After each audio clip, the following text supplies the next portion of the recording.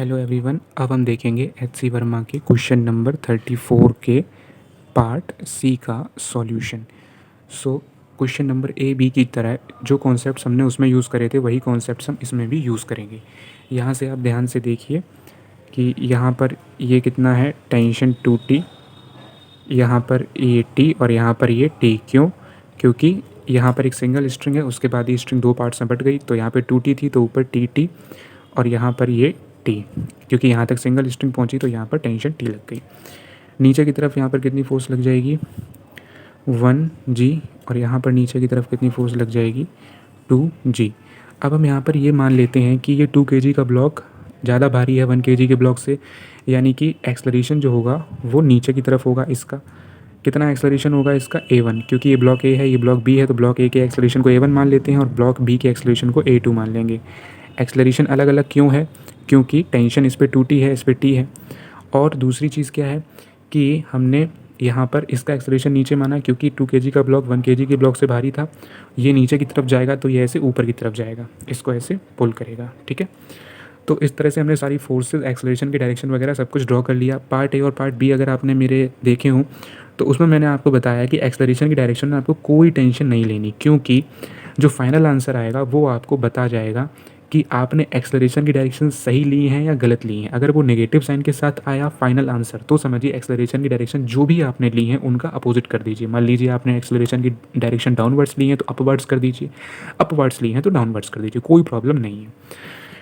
उसके बाद बात आती है हमारे इक्वेशंस पे, किस तरह से हम इक्वेशंस को इसमें लिखेंगे। तो सबसे पहले तो हम ए ब्लॉक की इक्वेशन को लिख लेते हैं। तो इसका एक्सलरेशन नीचे की तरफ है, यानी कि 2G minus T is equals to 2A1, इस तरह से हम लिखेंगे। अब हम बी ब्लॉक की इक्वेशन को लिख लेते हैं। तो ये क्या हो जाएगी, 2T minus 1G is equals to A2। यहाँ से हमारी दो इक्वेशंस बन करके रेडी हैं, कोई भी किसी भी तरह की यहाँ तक प्रॉब्लम नहीं है। ये हो गई हमारी इक्वेशन फर्स्ट एंड ये हो गई हमारी इक्वेशन सेकंड। इसके बाद बाई कांस्टेंट मोशन से हम देखेंगे जो हमने पार्ट ए और पार्ट बी में भी जिस तरह से कांस्टेंट मोशन की हेल्प से इक्वेशन बनाई थी।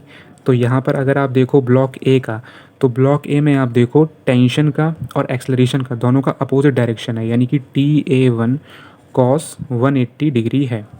और ब्लॉक बी में अगर आप देखो तो टेंशन का और एक्सलरेशन का सेम डायरेक्शन है, यानी कि दोनों के बीच का एंगल कितना हो जाएगा, 0 डिग्री। तो ये हो जाएगा 2TA2 cos 0 डिग्री, और इसको हम 0 के इक्वल पुट कर देंगे। ऐसा क्यों करते हैं हम, क्योंकि हम यहाँ पर जानते हैं कि summation of T.A is equals to 0 होता है। तो इस रीज़न से हमने ये किया। अब यहाँ से अगर आप देखें तो TA1 cos 180 की वैल्यू होती है माइनस, और ये है प्लस का 2TA2 cos 0 की वैल्यू 1, तो प्लस का 2TA2। तो इसको आप उस तरफ लेकर के जाओगे तो 2TA2 is equals to TA1। T से T आप कैंसिल कर देना, तो यहाँ से आपके पास एक थर्ड इक्वेशन क्या बन करके आ जाएगी, A1 is equals to 2A2। अब इस इक्वेशन की हेल्प से आप टेंशन फोर्स निकाल सकते हो। हाँ, अब हमारे पास 3 वेरिएबल्स थे, A1 A2 और T, और 3 इक्वेशंस हैं। अब कोई प्रॉब्लम नहीं है, इक्वेशंस बन गई, सॉल्व करना इजी है। जैसा कि मैं हमेशा कहता हूँ कि इक्वेशन बनाना मुश्किल होता है, इक्वेशन सॉल्व करना कुछ नहीं होता है। ठीक है, तो सिंपली अब हमें यहाँ से क्या करना है, अब हम यहाँ पर लिख सकते हैं कि from equations first and second, जो हमारी इक्वेशंस फर्स्ट एंड सेकेंड थी जैसे कि ऊपर जो हमने बनाई थी, तो यहाँ पर हम क्या कर सकते हैं, A1 की वैल्यू हम यहाँ से क्या लिख सकते हैं, A1 is equals to 2G minus T upon 2, और A2 की वैल्यू हम यहाँ से क्या लिख सकते हैं, 2T माइनस जी। तो ये A1 और A2 की हमारी सब्सटीट्यूटेड वैल्यूज़ बन करके रेडी हैं।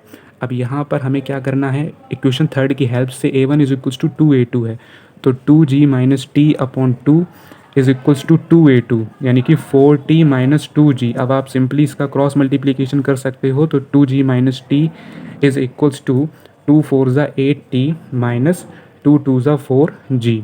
तो जब आप इसको सॉल्व करोगे तो ये उधर जाएगा 8T लेफ्ट हैंड साइड, तो minus 9T is equals to minus 4G minus 2G, तो ये हो जाएगा माइनस का 6G। यहाँ से माइनस का माइनस साइन कैंसिल कर देना, यहाँ से आपके पास में टेंशन की वैल्यू कितनी निकल करके आ जाएगी, 3 2 6 और 3 3 9, 2G अपॉन 3। ठीक है, यहाँ तक कोई प्रॉब्लम नहीं है, सॉल्व करना वेरी इजी होता है, कोई दिक्कत वाली बात नहीं है। यहाँ से हमारे पास टेंशन की वैल्यू निकल करके आ गई। अब ये टेंशन की वैल्यू आपको A1 में डाल देनी है। तो A1 is equals to 2G minus T की वैल्यू कितनी निकल करके आई 2G/3 और यहाँ पर ये कितना है 2। तो इसको हम यहाँ पर सॉल्व करेंगे तो ये कितना हो जाएगा A1 is equals to 3 2 6G minus 2G that is 4G/2 4G/3 okay 4G/3 और इन टू में 2 ये 6 हो जाएगा। तो ये आप 2 से काट सकते हैं 2G/2 2 जा 4 2 3 जा 6 तो ये 2G/3 आ जाएगा A1 की वैल्यू। और A2 की वैल्यू में आप टेंशन की वैल्यू पुट कर सकते हैं। तो यहाँ पर ये आपके पास कितना बन जाएगा 2 टी की जगह आप क्या लिखेंगे 2G/3 माइनस जी।